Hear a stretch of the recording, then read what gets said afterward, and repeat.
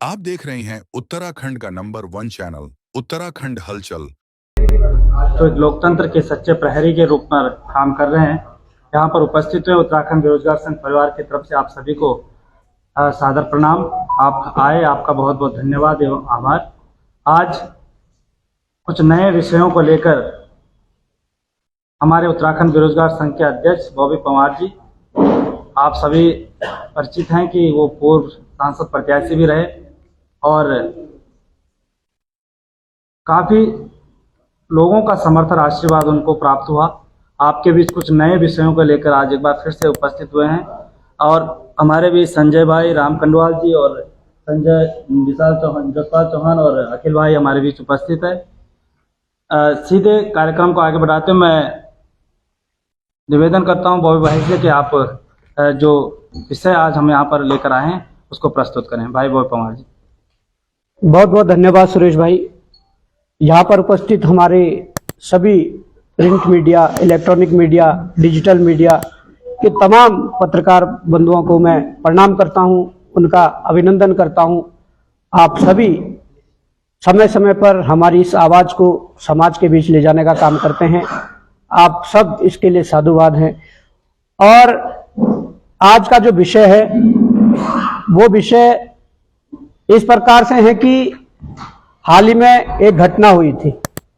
उस घटना से आप सभी लोग वाकिफ हैं। वो घटना सचिवालय के अंदर जो चीजें हुई, वहां पर क्या हुआ, तमाम प्रकार के आरोप प्रत्यारोप भी लग रहे हैं और तमाम प्रकार की चीजें भी जनता के बीच मीडिया के माध्यम से आ रही है। पर मैं कहना चाहूंगा कि शुरुआत वहीं से करूंगा जिस प्रकार से आरोप लगाए गए थे कि ठेके को लेकर दबाव बनाया जा रहा था। तो सबसे पहले तो बड़ी बात यह है कि शायद आईएएस साहब ये भूल गए कि आजकल ठेके टेंडर जो है वो ऑनलाइन चल रहे हैं और ऑनलाइन ही उनके टेंडर होते हैं और उसमें ही सारी प्रक्रिया होती है।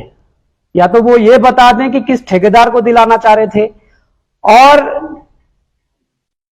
कौन सा टेंडर था। तो ये तमाम बातें थी, ये उनके द्वारा कही गई। अब जो हमारा पक्ष था, मैंने सोशल मीडिया के माध्यम से भी रखा था और उसको और विस्तार से आप लोगों के सामने बताना चाहूंगा। हमारा जो पक्ष था वो ये था कि हाल ही में जिस प्रकार से यूपीसीएल में एमडी के पद पर जिन्हें सेवा विस्तार दिया गया, अनिल कुमार यादव, उनके पूर्व में जब वो पिटकुल में मुख्य अभियंता थे तब के भी कुछ भ्रष्टाचार के मामले हैं जिनके साक्ष्य बिल्कुल कागजों में सूचना के अधिकार के तहत लिए गए थे और उसमें वो साफ तौर पर देखे गए हैं कि किस प्रकार का भ्रष्ट व्यक्ति वो व्यक्ति था, वो अधिकारी था। उस संबंध में और उनकी जो अवैध संपत्ति, मैं कहूंगा इसको, देखो अवैध संपत्ति इसलिए कहूंगा कि एक अधिकारी उत्तराखंड में नौकरी करने आता है और लगभग 200 करोड़ की संपत्ति वो अर्जित कर लेता है, इन प्रकरण जैसे भी। और जब संपत्ति अर्जित करता, हमने तो उनकी वो शीट भी निकाली जिसमें अधिकारी प्रत्येक वर्ष अपना लिखते हैं कि भाई मेरी संपत्ति में इतनी वृद्धि हुई, ये हुई। तो उस सीट में भी उन संपत्तियों का जिक्र नहीं है जो उन्होंने अपने नाबालिग बच्चों के नाम की थी जब उनके बच्चे 17-17 साल के थे। तो ये सारे मामले को लेकर, इन मामले की गंभीरता को लेकर मैंने पूर्व में भी एक प्रेस कॉन्फ्रेंस की थी और जनता को जागरूक किया था, सरकार के कानों तक बात पहुंचाने की कोशिश की थी। तत्पश्चात हमारे द्वारा पत्रचार किया गया। पत्राचार के माध्यम से उत्तराखंड के मुख्य सचिव श्रीमती राधा रतूड़ी जी को पूरे एविडेंस और एक अपना पत्र देकर उनके ऑफिस में दिया गया। उन्हें पकड़ाया गया कि आप इस पे जांच करिए और इनकी सेवा विस्तार की फाइल चल रही है। उसके बाद हमने जो विभागीय सचिव आर मीनाक्षी सुंदरम जी है, उनके यहाँ भी वही हूबहू वही फाइल एक सेट उनके यहाँ दे दिया और कहा कि भाई आप लोग इनके सेवा विस्तार की फाइल चला रहे हैं, जरा ये सारी चीजों पर गौर कीजिएगा, उसके बाद ये फैसला लीजिएगा। तमाम सारी चीजें होती है। उस दिन यही नहीं, उस दिन एक और मामले को लेकर मैं गया था और वो मामला तो फिर हम बोल नहीं पाए, तब तक बात बिगड़ गई थी जो बिगड़ने की थी। एक और मामला था जो आज यहां पर रखा हुआ है।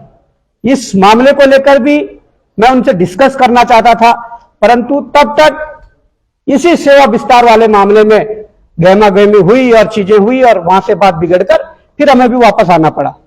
पर यह मामला मैं उनसे इसलिए डिस्कस करना चाहता था, उनके विभाग का ही मामला है और यह मामला आज का नहीं। आज मैं केवल धामी जी को कटघरे में खड़ा नहीं कर रहा हूं, आज मैं उन तमाम मुख्यमंत्रियों और तमाम उन विभागीय मंत्रियों जिनके ये विभाग रहे हैं, वो कांग्रेस की सरकार में रहे हो, वो भाजपा की सरकार में रहे हो, मैं उन तमाम मंत्रियों और मुख्यमंत्रियों को कटघरे में खड़ा करना चाहूंगा। क्योंकि ये जो मसला है, ये मसला भ्रष्टाचार से जुड़ा हुआ मामला है। और भ्रष्टाचार किस में? भ्रष्टाचार भी नियुक्तियों में। और ये मसला कोई ऐसा नहीं है कि 2024, 22, 20, 15 का है। ये मसला राज्य बनने के बाद से तुरंत बाद का है। और आप देखिए कि ऊर्जा विभाग, इतना बड़ा विभाग उत्तराखंड में है और इतना पैसा ऊर्जा विभाग के अंतर्गत है। आज मैं आप लोगों को बताना चाहूंगा कि इस विभाग में 3 निगम हैं, यूपीसीएल है, यूबेजिनियल है और आपका पिटकुल है। तो जब उत्तराखंड राज्य पृथक होता है, जब उस पे 2001-2 में जब भर्तियों की कार्रवाई चलती है, तो उसमें देखा गया कि Uttarakhand power corporation limited UPCL अपनी एक विज्ञापन जारी करता है और यहां पर कुछ जूनियर इंजीनियर और कुछ असिस्टेंट इंजीनियरों की नियुक्ति करते हैं और भर्ती करते हैं। यूपीसीएल ने अपनी विज्ञापन निकाला, भर्ती प्रक्रिया को सुचारू रूप से कराया और नियुक्तियां करवाया, अच्छी बात। पर गनीमत देखिए कि यूपीसीएल में जितने बच्चे चयनित हुए, अभ्यर्थी चयनित हुए, उसके बाद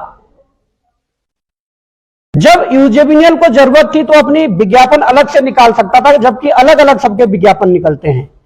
इन्होंने क्या किया, इन्होंने यूपीसीएल से जो बाहर हुए बच्चे थे उनको बिना विज्ञापन के, और बाहर हुए जो मेरिट में बाहर हुए थे उनको भी, और जो वहां पर परीक्षा देने भी नहीं बैठे थे आधे ऐसे भी, उन लोगों को लिया और इंटरव्यू के माध्यम से यूजेबीनियल में एई और जेई बना दिया। अब बात यह है कि यह विज्ञापन 2001 में 20 जनवरी को निकला था और 24 फरवरी 2022 को इसकी परीक्षा तिथि थी। सिलेक्शन पूरा गया, नियुक्ति यूपीसीएल ने पूरी की। जो यूपीसीएल की बात कर रहा हूं, यूजेबीनियल ने अपने चयतों को फायदा पहुंचाने के लिए, मैं अभी इसकी शुरुआत कर रहा हूं, अब देखना ये जो जेईई ये कहां पहुंच गए हैं। अपने चयतों को फायदा पहुंचाने के लिए प्रक्रिया इन्होंने ऐसी करी कि अपने चयतों को फायदा पहुंचाया, जबकि यूजेबीनियल को यूपीसीएल से उन लोगों को लेने का अधिकार नहीं था और यूपीसीएल को यूजेबीनियल को देने के लिए उसका अधिकार नहीं था। वहां तक कि जो ठेकेदार थे, उन ठेकेदारों के अंडर में जो जेई वगैरह जो काम करते थे, उन लोगों को भी वहां पर चिपका दिया।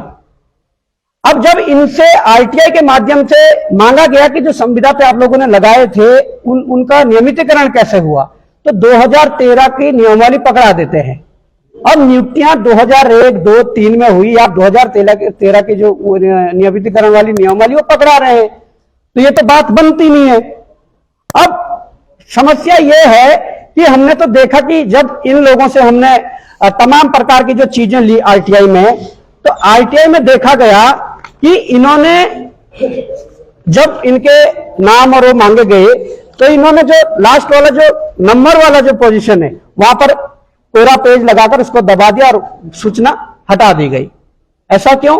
ऐसा इसलिए कि जब यूपीसीएल ने अपने चयनित अभ्यर्थियों को ले लिया और यूजेबीनियल को, जिन्होंने यूजेबीनियल जो गए यूजेबीनियल में, उनके अंक ना जाने कितने थे, क्या थे, कितना डिफरेंस था, इसलिए यह हटाएगी। अब मैं ये कहना चाहता हूं कि जिस प्रकार से एजेई की भर्ती हुई, सबसे बड़ी बात है, यहां पर आप तमाम पत्रकार बंधु हैं जो कहीं ना कहीं जिन्हें जानकारी है, किसी भी विभाग में, वो पीडब्ल्यूडी हो कोई भी हो, डायरेक्ट एक्शन की पोस्ट नहीं निकलती है, डायरेक्ट एक्शन की पोस्ट नहीं निकलती है। पर इन्होंने यूजेबीनियल ने 2005 में क्या किया, डायरेक्ट एक्शन की 2 पोस्टें निकाली और एक्शन की पोस्ट निकालने के साथ साथ उसमें 8 लोगों ने आवेदन किया और उसमें साक्षात्कार के लिए 7 लोग उपस्थित हुए। जब उपस्थित हुए तो 2 लोगों को नियुक्त किया गया और वो 2 लोग थे राजीव कुमार सावर्ण और सुजीत कुमार सिंह। इन 2 लोगों को एक्शन बनाया गया डायरेक्ट भर्ती के माध्यम से, जबकि ऐसा कोई प्रावधान नहीं था कि एक्शन के पदों पर भर्ती हो सकती है। अब आप गंभीरता से इस बात को समझना, जो मैं आगे बोलने जा रहा हूं, इस कड़ी को जोड़ना कि इस प्रक्रिया के दौरान जब एक्शन के पद पर नियुक्ति के लिए साक्षात्कार हो रहे थे, जब इनका चयन हो रहा था, उस दौरान बोर्ड ने प्रक्रिया पूरी की, उसके बाद फैसला लिया कि 7 अभ्यर्थियों में से 2 अभ्यर्थियों की नियुक्ति एक्शन के पद पर हुई है, यह बोर्ड ने फैसला लिया। और साक्षात्कार के समय, अब देखिए कितना इंटरेस्टिंग मामला है, साक्षात्कार के समय आभास हुआ, बोर्ड को साक्षात्कार के समय आभास हुआ कि इनमें से भी 2 लोग एई के लिए उपयुक्त हैं। बोर्ड तय कर रहा है कि भाई एक्शन की पोस्ट थी, वैसे तो नहीं निकाल सकते थे, तुमने निकाल भी 2 एक्शन लगा लिए, पर उन 7 में से फिर बोर्ड तय कर रहा है कि यार साक्षात्कार के समय हमें ऐसा आभास हुआ कि इन 5 में से भी जो बाहर हुए, इन 5 में से भी 2 असिस्टेंट इंजीनियर बन सकते हैं, एई बन सकते हैं, तो उनको क्यों ना एई बनाया जाए। और वहां पर भी उन्हें 2 लोगों को फिर एक्शन की विज्ञापन पर एई बना दिया जाता है। उन 2 लोगों को जिन्हें एई बना दिया जाता है, इसमें राजीव कुमार सावंत को पहले एक्शन बनाया था, यहां दूसरा राजीव कुमार आ जाता है जिन्हें एई बना दिया जाता है, और एक दूसरा व्यक्ति मनमोहन बलोदी को नियुक्ति दी जाती है। इन दोनों को एक्शन के विज्ञापन के माध्यम से एई की नौकरी दी जाती है। अब मामला यहीं नहीं रुकता, बड़ा इंटरेस्टिंग, आप इसको जोड़ना और देखना। विज्ञापन एक्शन का था, नियुक्ति एई पर 2 लोगों को दे दी। और 6 माह बाद क्या होता है, 6 माह बाद राजीव कुमार सावंत जो होता है वो एक्शन के पद से त्यागपत्र दे देते हैं। जब त्यागपत्र देते हैं तो सीट खाली हो जाती है। अब सीट खाली होने का मतलब है कि किसी दूसरी नियुक्ति को करना था, परंतु 29/8/2006 को सुनील कुमार जोशी किस माध्यम से पैराशूट कैंडिडेट में कहूंगा उसको, सीधे वहां पर आ जाते हैं, उस पद पर बैठ जाते हैं। कोई विज्ञापन नहीं, कोई परीक्षा नहीं, कोई कुछ नहीं, और सुनील कुमार जोशी वहां पर बैठ जाते हैं। अब आज दुर्भाग्य इस बात का है, मैं इस संबंध में बात करने गया था क्योंकि उनके विभाग का मामला है। आज दुर्भाग्य यह है कि सुनील कुमार जोशी, जिनका मैं नाम पढ़ रहा हूं, और जो जिन्हें मैं कह रहा हूं कि पैराशूट जो कैंडिडेट हैं, जिनका ना कोई विज्ञापन निकला ना कोई, आज ये लखवाड़ ब्यासी जैसी बड़ी परियोजनाओं में हजारों करोड़ के जो वो परियोजनाएं चल रही है, ये वहां पर उनके जीएम है, ये वहां पर हेड है। और मैं कहना चाहूंगा कि आज जो मैंने अभी एई की बोलो या जेई की बोलो, जो तब की नियुक्तियां थी, आज उसमें से कम इस प्रदेश के अंदर 30 तो जीएम है, कम से कम 30 जीएम हैं जिनकी फर्जी नियुक्तियां हैं, अवैध नियुक्तियां हैं, और डीजीएम उससे ज्यादा है, और एक्शन वगैरह की तो कोई गिनती नहीं है। तो मैं ये कहना चाहता हूं कि भाई इस प्रदेश के अंदर जब से ये प्रदेश बना, ये खेल तो तब से चल रहा है, पर बात यह है कि जब ये खेल तब से चल रहा है, इतनी सरकारें आई, इतने मुख्यमंत्री आए, इतने विभाग के मंत्री आए, और उनके संज्ञान में भी मामले आए, वो तो ठीक हुआ, इन पदों पर बिठा गया। और मैं एक जीएम की बात नहीं कर रहा, 30 जीएम कम से कम है जो खुला लूट कर रहे हैं, जो जिनकी। अब मीनाक्षी सुंदरम ने क्या किया, वो सही बोल रहे थे जब उन्होंने कहा कि जब संदीप सिंघल का एक्सटेंशन हुआ तब आप नहीं आए, जब बलूनी का एक्सटेंशन हुआ तब आप नहीं आए। और ये मैं कहना चाहता हूं, मेरे तो संज्ञान में ये पहले नहीं था, पर हां, संदीप सिंघल जी को एमडी यूजेबीनियल बनाया गया, रिटायरमेंट के बाद 2 साल का सेवा विस्तार दिया गया। ये कौन सा नियम है, मैं यही उनसे पूछने वाला था अनिल कुमार यादव के संबंध में। सुरेंद्र चंद बलूनी डायरेक्टर प्रोजेक्ट बनाया गया यूजेबीनियल में, रिटायरमेंट के 2 साल का सेवा विस्तार दिया गया रिटायरमेंट के बाद। ये कौन सा खेल चल रहा है। और यहाँ की अनिल कुमार यादव, जिसका जो प्रकरण था, जो मामला था, उन्हें एमडी यूपीसीएल बना दिया गया। और यहां तक कि देखिए, विश्वसनीय सूत्रों से यह ज्ञात हुआ है कि बहुत मोटी डील हुई है। उदाहरण के तौर पर मैं कहना चाहूंगा, अगर 30 करोड़ की डील हुई होगी तो 30 करोड़ उसने तो दिए, उसे क्या फर्क पड़ता है जिसकी 200 करोड़ संपत्ति होगी, पर वो 300 करोड़ लेगा भी तो। अब उनके घर में पेड़ तो नहीं लगे हुए पैसों के कि झाड़ेंगे और दे देंगे, वो पैसा हमारे में से जाएगा, इस जनता का पैसा जाएगा। उसके बाद जो नई परिपाटियां इन्होंने शुरू कर दी है, नई परिपाटियों में देख लो कि जो जीएम है यूजेबीनियल के, उन्हें यमुना वैली जो बुदियाल जी हैं, उन्हें डायरेक्टर पिटकुल भी बना दिया। ये खेल कुल मिलाकर मैं ये कहना चाहता हूं कि ले दे के चल रहा है। और एक खेल स्पेशली ऐसे आईएएस अधिकारियों को उनका चार्ज देकर, जो इनकी सुन सके, जो इनके कहने पर चल सके, ऐसे लोगों को ऐसे विभागों का चार्ज दिया जा रहा है। अब मैंने सुना कि शहरी विकास के एक डायरेक्टर हैं और उनको कहीं ना कहीं यूजेबीएल में डायरेक्टर ऑपरेशन बना दिया। तो ये खेल क्या चल रहा है मेरे समझ नहीं आ रहा। हमने डेपुटेशन सुना था, प्रतिनियुक्ति पर भेजते थे, और इस प्रकार के खेल दूसरे विभाग से बिना प्रतिनियुक्ति पे दूसरे जगह जाकर उनके डायरेक्टर बना दिए। ये सिर्फ इसलिए हो रहा है, मैं बार बार कह रहा हूं कि जो एक शब्द मैं कहता हूं कि वसूली एजेंट, अगर आप ज्यादा लोगों को वसूली एजेंट बनाओगे तो ज्यादा दिक्कतें आएंगी, ज्यादा मत्थापच्ची करनी पड़ेगी। पर आपने चुनिंदा लोग अगर चुने हैं और उन चुनिंदा लोगों में से आप ऊर्जा विभाग से भी वसूली करवा रहे हो, आप दूसरे विभाग से भी वसूली करा रहे हो, आप पीडब्ल्यूडी से भी वसूली करवा रहे हो, पीएमजीएसवाई से वसूली करा रहे हो, अगर चुनिंदा लोग हैं तो आपका काम आसानी से वो कर देंगे। ये सारी जो चीजें हैं, कितनी गजब है कि एक्शन के लिए पोस्ट निकल रही, एक की नियुक्ति हो रही, उसके बाद एक छोड़ के चला जा रहा, दूसरा पता नहीं बिना विज्ञापन में कहां आ जा रहा, और फिर जीएम जैसे पद पर बैठकर हजारों करोड़ों के प्रोजेक्ट को हैंडल कर रहे हैं। ऐसा एक नहीं, कई मामले हैं और उसके सारे डॉक्यूमेंट, ये सारी चीजें हैं। अब मैं ये कहना चाहता हूं कि जब इस परिपाटी के माध्यम से उत्तराखंड में नौकरी दी जानी है, मुझे मेरे युवा साथी, बेरोजगार साथी ये प्रश्न करते हैं कि अगर इस परिपाटी से नौकरियां मिलती तो हमें क्यों नहीं मिल रही। तो मैं तो ये कहना चाहूंगा, हमने तो प्रधानमंत्री जी के लिए भी ये लेटर बनाया है कि माननीय प्रधानमंत्री नरेंद्र मोदी जी के लिए लेटर है, ये भी जाएगा, ये उत्तराखंड बेरोजगार संघ की तरफ से जाएगा। परंतु मुझसे जो मेरे युवाओं ने, मेरे बेरोजगार नौजवानों ने जो सवाल किया कि भाई साहब जब ऐसा चल रहा तो हमें ऐसी नौकरी क्यों नहीं मिलती, तो मैं इस प्रदेश के मुख्यमंत्री से निवेदन करना चाहूंगा, इस प्रकार के जो नौकरियां दी गई है ये संज्ञान में आपके डाल दिया है और ये सारी चीजें भी आप तक पहुंचा दी जाएगी। और मैं निवेदन करना चाहता हूं धामी जी से, अगर ऐसी ही नौकरियां मिलती है, अगर ऐसे ही एक्सटेंशन मिलते हैं तो हमारे उन लाखों युवा साथियों को भी इसी माध्यम से नौकरी दी जाए।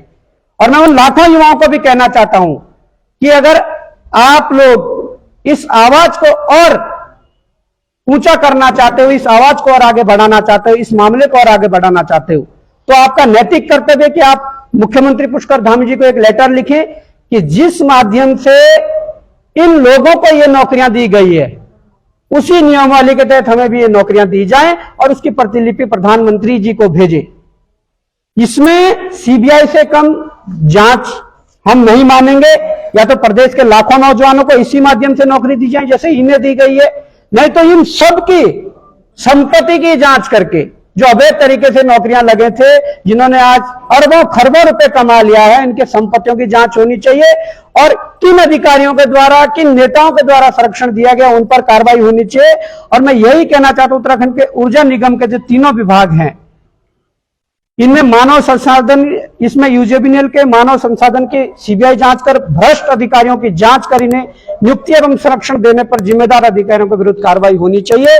और ये ऐसा मामला है जो बहुत गंभीर मामला था, मैं इस संबंध में भी उनसे वार्ता करने गया था पर वो इससे चूक गए, क्योंकि उन्होंने जो वहां पर चीजें कही, जो बोली, जहां पर जो थोड़ा बहुत फिर मामला जो थोड़ा अलग प्रकार का हुआ, तो मैं समझता कि हम तो पहले उन्हें ये देने वाले थे कि आपके विभाग में इस प्रकार की चीजें कि आप कार्रवाई करेंगे, पर शायद ऊपर वाले ने ये सोचा होगा कि नहीं, ये जनता के बीच ही जाना चाहिए। और मैं ये भी कहना चाहता हूं अपने युवा साथियों से, आप सभी लोग एप्लीकेशन लिखें और इस माध्यम से नौकरी देने के लिए आप निवेदन करें। और दूसरी बात यह है कि सरकार अगर करती है, सरकार को अल्टीमेटम ये है, और अभी पत्राचार भी होगा, सरकार के सचिवालय, शासन प्रशासन तक ये बात पहुंचा दी जाएगी विद एविडेंस। सरकार अगर कार्रवाई नहीं करती है तो कुछ दिनों बाद फिर ये मामला माननीय न्यायालय की तरफ जाएगा और फिर न्यायालय जो करेगा वही सारी चीजें होंगी। और यही हमारा मकसद था कि ये ऐसा मामला है कि जहां पर अवैध रूप से नियुक्त अधिकारी कहीं ना कहीं हमारे उन ईमानदार अधिकारियों का शोषण कर रहे हैं जो ईमानदारी से पढ़ लिख कर मेहनत करके जो विभागों में गए हैं। धन्यवाद। जिस दिन आप तरफ से मिले तो ऐसा हुआ क्या था कि आप लोग आवेश में आ गए थे या अधिकारी जो आईएएस अधिकारी वो आवेश में आ गए, तो वहां हुआ क्या, थोड़ा वहां की कुछ तस्वीर अगर बताना चाहें। नहीं, देखिए वहां कुछ नहीं हुआ, उस संबंध में तो हमने बयान भी दर्ज करवा दिए हैं। हमें जो नोटिस तामील किया गया था उस संबंध में हमने बयान भी दर्ज करा दिए गए हैं। पर वहां पर हुआ ये था कि हम तो, मैंने कहा कि एमडी यूपीसीएल की जो सेवा विस्तार दिया गया उस संबंध में हम गए थे। हमने कहा कि आपके कार्यालय में एक माह पूर्व हमने एक पूरी फाइल एविडेंस सहित दी थी और आपसे आग्रह किया था कि इस पर कार्रवाई करिए और इस सेवा विस्तार को रोक दीजिए जिसकी फाइल चली हुई है। उनका कहना था कि मुझे तो पता ही नहीं है, मैंने अभी फाइल ही नहीं देखी। अब गजब देखिए कि आप इतना बड़ा विभाग संभाल रहे हो, आप इस सचिवालय के अंदर सबसे वरिष्ठ आईएसओ में से है और आपको पता ही नहीं है कि आपके कार्यालय में एक फाइल जो गंभीर मामले जिसमें है वो आपको दिखी नहीं। ये तो खैर उनको एक भाना था कि नहीं है, उन्होंने फाइल, हमने जब फाइल को ट्रेस किया, ये अभी 2 बार मुख्य सचिव का सेवा विस्तार हुआ है। सेवा विस्तार होने के साथ उसी रात को वो पब्लिक डॉक्यूमेंट होता है, वो आदेश की कॉपी मीडिया में चल जाती है। तमाम आपके उत्तराखंड डीआईपीआर का जो आपका प्रचार प्रसार करने का जो एक माध्यम है उस पर चल जाती है। तो आपको इस आदेश देने में क्या हर्ज है? तो अभी सवाल ये उठा कि मीनाक्षी सुंदरम ने आपने बहुत गंभीर आरोप लगाया कि आपने उन्हें सूझ उठाया है उनके केबिन में जाके, आप इस पे क्या कहते हैं? देखिए, आपने शायद एफआईआर को सही से नहीं पढ़ा है। अगर एफआईआर में सूज का जूते उठाने का जिक्र है तो मैं समझता हूं उठाया होगा, और अगर जिक्र ही नहीं है तो क्यों आप मीडिया के बंधु क्यों इसको फिर तूल दे रहे हैं? और उनसे कुछ बात की है, जी, जब मैंने इसको देखा कि इस बात को मैंने उनसे उनका 43 मिनट मुझे उनसे बात हुई कि आपने कॉपी के साथ ऐसा क्यों किया। उन्होंने कहा कि सचिव जी उसने मुझे सूझ उठाया है और ये गंभीर आरोप है कि इकाई नहीं। देखिए, मैं कह रहा हूं आरोप, देखिए मैं तो ये कहना चाहूंगा कि जिन्हें नियम विरुद्ध जाकर नियुक्तियां दी जा रही है, नियम विरुद्ध जाकर पदों पर बिठाया जा रहा है, वो सारे वसूली एजेंट हैं। और देखो गिनती तो करनी पड़ेगी और हम आपको बता देंगे गिनती करके जितने, पर मैं ये कहना चाहता हूं कि ये परिपाटी समाप्त होनी चाहिए। इससे जो ईमानदार और योग्य अधिकारी पीछे हैं उनका भी हक मारा जाता है, और नौजवान जो बेरोजगारी की लाइन में खड़े हैं उनका भी हक मारा जाता है। आज की डेट में आपके जिला में कितने परसेंट में वसूली एजेंट हैं? देखिए, लगभग मुझे लगता है कि दर्जनों तो है, कई दर्जनों वसूली एजेंट है। अब स्पष्ट रूप से मैं आपको ऐसा आंकड़ा नहीं दे सकता कि इतने हैं। ये एजेंट किसके लिए वसूली कर रहे हैं? आईएएस के लिए कर रहे हैं, मंत्रियों के लिए कर रहे हैं, सीएम के लिए कर रहे हैं? देखिए, साफ तौर पर कुछ एजेंट मंत्रियों के बिठाए हुए हैं, साफ तौर पर कुछ एजेंट मुख्यमंत्री के बिठाए हुए हैं और वो वसूली कर रहे हैं और उसी से सरकार चल रही है, उसी से उनका पद चल रहा है। मेरा सवाल है कि जो भी घटनाक्रम हुआ है इसमें जांच चल रही है और अभी कुछ भी जाना मुश्किल है। आप पे आरोप लग गया है कि आपने मारपीट करी, धमकाया।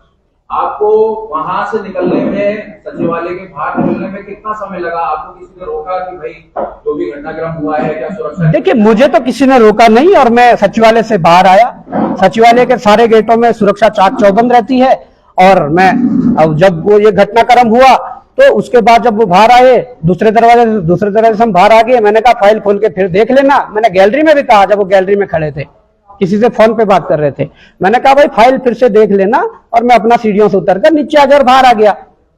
अब आरोप प्रत्यारोप तो लगते रहेंगे, पर मैं ये कह रहा हूं कि हमने पूर्व में भी अल्टीमेटम दिया है कि अगर कोई अधिकारी ठीक से अपने नैतिक कर्तव्यों का पालन नहीं करेगा और भ्रष्टाचार जिस प्रकार से बढ़ रहा है और उस भ्रष्टाचार को बढ़ाने में और मदद करेगा, तो देखिए ट्रेलर था, मैं साफ तौर पर अभी कह रहा हूं ये ट्रेलर था। अगर किसी अधिकारी ने फिर से कोई इस प्रकार की, देखिए संगीन मामले हैं, गंभीर है मामले हैं। आप देख रहे हैं उत्तराखंड का नंबर 1 चैनल उत्तराखंड हलचल।